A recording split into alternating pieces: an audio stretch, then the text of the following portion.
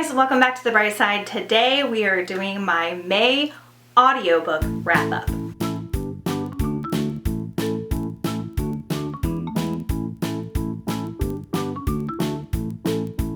So what I decided to do was to do two separate wrap-ups from now on because I work from home entirely now and I'm able to listen to a lot of audiobooks, like 4 to 7 depending on how long they are, and I was realizing that my wrap-ups were so long that I wasn't getting enough time to talk about each book, whether it was a read book or an audiobook, so I thought it would be better just to break it up.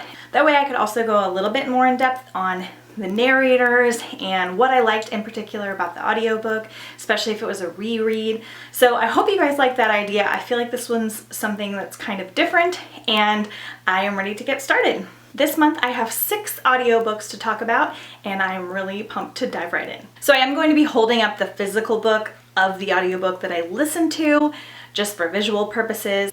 I love to listen to audiobooks. I think they're an awesome way to reread books. They're an excellent way to get more books into your life because you can do them while doing other things.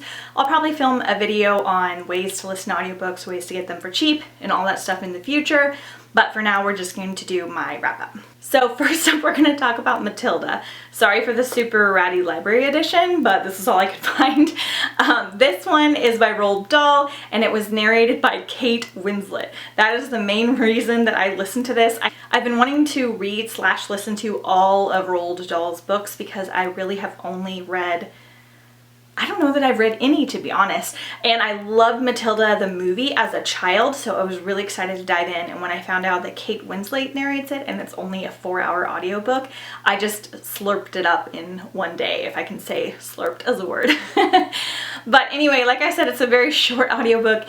Kate Winslet is so good at differentiating her voices, and they're just so heartwarming, and she just makes you fall in love with the characters even more.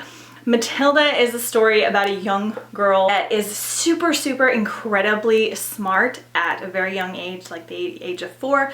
She is in kind of a rough family that does not appreciate that, and they consider like scamming people through their work, or beauty and money are the ways to get ahead in the world, and they don't care about her learning ability. So she learns to read, she teaches herself to read at a very young age, winds up going to libraries and gobbling up books, and then she winds up going to school and has a very special teacher and a very horrible principal. We're thinking like Umbridge level horrible.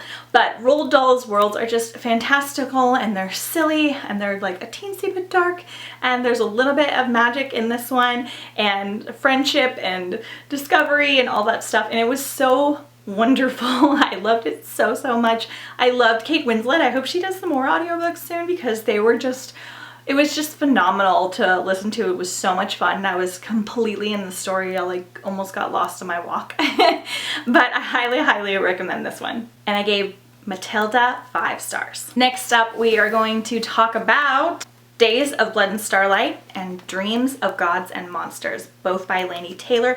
This is book 2 and this is book 3 in the Daughter of Smoke and Bone series. I listened to the Daughter of Smoke and Bone during my April reading, and you can go to that video to hear the description about that and kind of the series in general.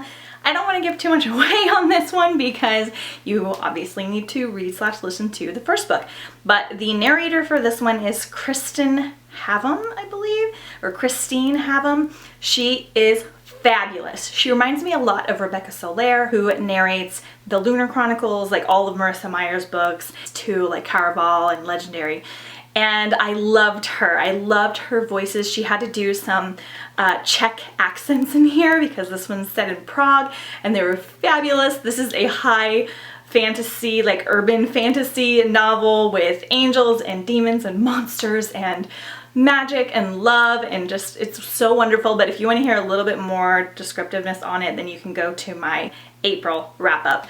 But I love these, especially Days of Blood and Starlight. Oh, it was just so good. I had a little bit of an issue with Dreams of Gods and Monsters because it is a 17 or 16 hour audiobook, and while I was like halfway through this one, I had to return it to the library and I had to wait like almost 2 or 3 weeks to get it back, and by that point I had listened to or read like 4 or 5 other books, and I was kind of out of the world, and then I kind of found it annoying to go back into it. Just like, I don't know, it like jarred me a little bit with my reading experience, and I was very distracted towards the second half.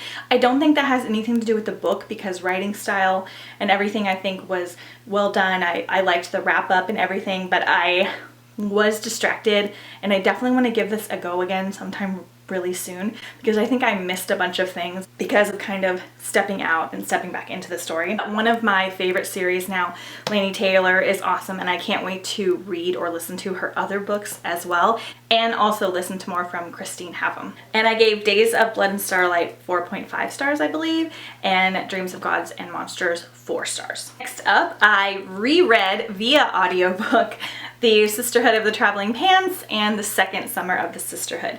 This is part of a quartet by Anne Brochures. These are very popular, or at least back when I was a teenager, YA contemporary books with just a pinch of magic in there. These are about a group of girls. There are 4 of them. Their moms all were befriended during their pregnancy, and the girls wound up being really good friends because they're all around the same age and they grew up together. And it's just about their summer and their first summer apart from each other, and they are all doing different things.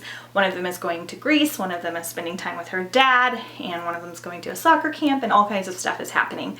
But the magical part is right before they leave, they find this pair of pants that magically fits all of them in their different body shapes and sizes and heights and all that stuff. So they decide to share the pants and bring magic to themselves throughout the summer. And they ship them like to each other throughout the whole summer. So they kind of rotate this magical pair of pants, and then they draw on them something that's wonderful that's happening. Anyway, I loved this series growing up.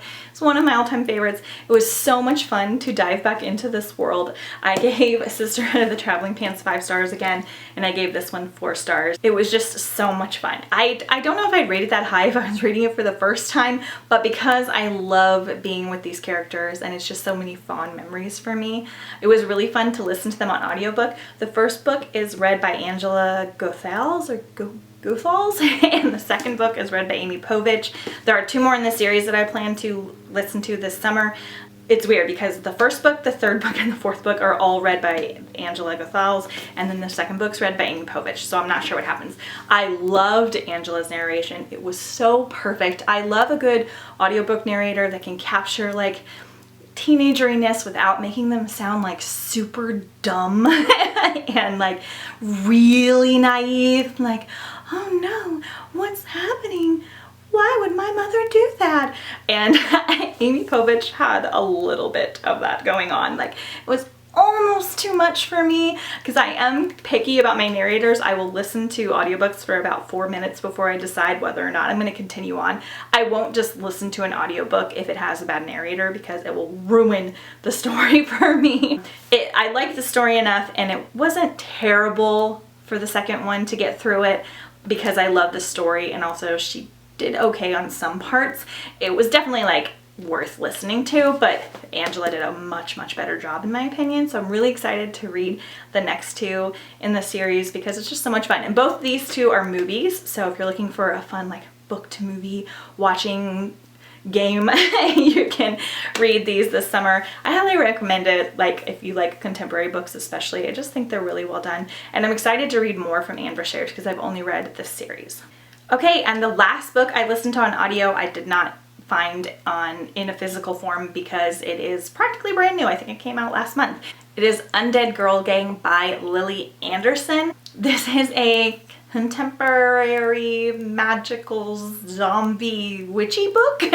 So it is about a young girl whose best friend dies and a couple other people die in her school, and she decides to basically bring her best friend back to life, and things happen, and they have 7 days through this witchy spell that she does to solve the mystery of what happened and why she died, and why because everyone believes it was a suicide and she believes it was a murder, and she thinks that there are multiple murders happening. She considers herself a witch, her and her friend, and that is like what she considers her religion.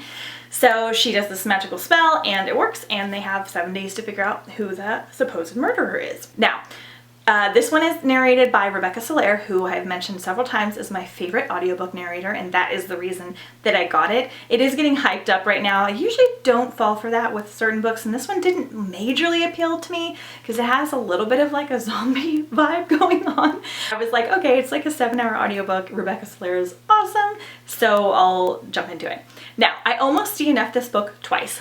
One, because I don't know, the writing style just kind of threw me off. Our lead character is super pessimistic, and yes, her best friend just died, so she does have reasons to be kind of snarky, but she's just really pessimistic. She's kind of a jerk. The kids are extreme jerks to each other, and I don't know, I just didn't like the language of it. It was kind of depressing, and it's supposed to be kind of like funny and silly and lighthearted, and it got to that point, but then it was like almost too silly and ditzy, and I don't know. But I'm really glad that I hung in there because the characters did grow on me, and probably that was helpful with Rebecca Soler as well.